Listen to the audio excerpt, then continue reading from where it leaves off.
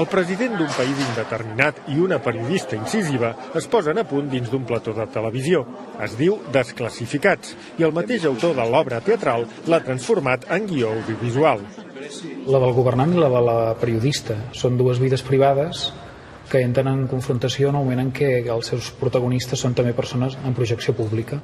Fan de periodista i de governant els mateixos intèrprets que van pujar als escenaris, i també repeteix com a secretari personal del president Abel Folk, que és, a més, el codirector de la pel·lícula.